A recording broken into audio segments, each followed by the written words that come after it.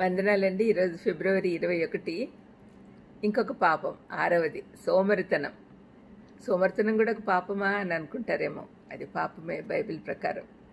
సామెతలు 21:25లో సోమరి వాని చేతులు పనిచేయనొల్లవు, వాని ఇచ్చ వాణ్ణి చంపును. అంటే సోమరిగా ఉండడం వల్ల వాడు చచ్చిపోతాడు, అంటే ఆత్మీయంగా చనిపోతాడు అని అర్థం. సోమరితనం అంటే ఏ పని చేయడానికి ఇష్టం లేకుండాట, బద్ధకము, పనిచేయటం, సోమరితనము, వ్యర్థంగా జీవించుట, క్రైస్తవ్యాన్ని పాటించడంలో కూడా ఆసక్తి చూపించుకుంటుట, ఇలా ఎన్నో చెప్పచ్చు. ఆత్మీయ సోమరితనము నీ పట్ల నువ్వు చేసే పాపం.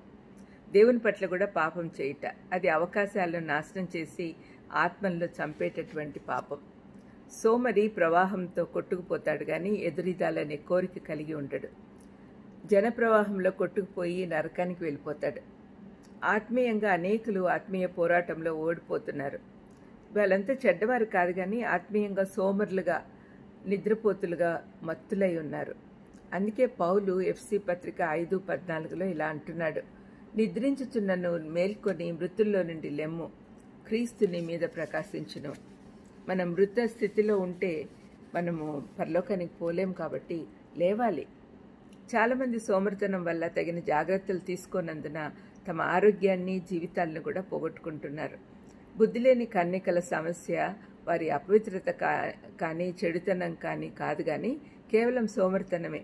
ఒకసారి ఆ ఉపమానం మత్తయి 25లో చదవండి, 1-13 వరకు. మెలకువగా ఉండుడి అని ప్రభువే స్వయంగా చెప్తున్నాడు. అవసరమైన నూనె సిద్ధం చేసుకోకుండా బుద్ధిలేని కన్యకలు నిద్రపోయారు.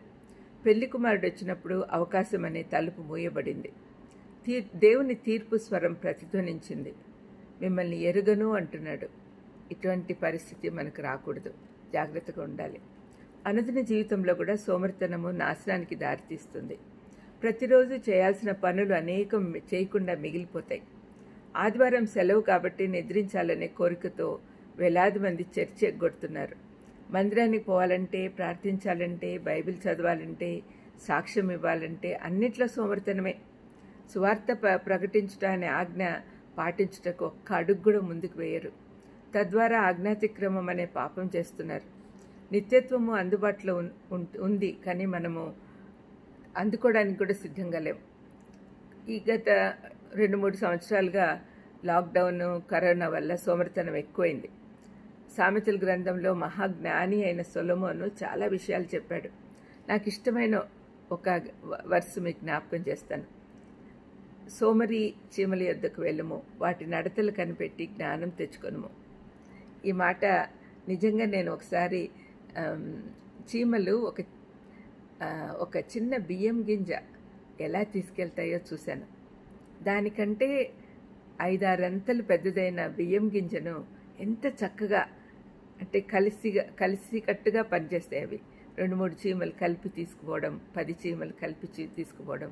అయితే కష్టపడుతూనే ఉంటాయి.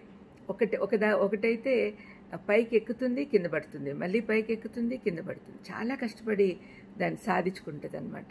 ఆ విధంగా మనం కూడా ఉండాలి. దాన్ని చీమను మాదిరిగా మనం తీసుకోవాలి. ప్రార్థన చేసుకుందాం. దయమైనా కష్టపడి పనిచేసేది సోమరితనం వదిలి ఆత్మీయంగా ఎదిగేదానికి మాకు సహాయం చేయమని యేసుక్రీస్తు నామమున వేడుకొంచున్నాను తండ్రి. ఆమేన్. God bless you.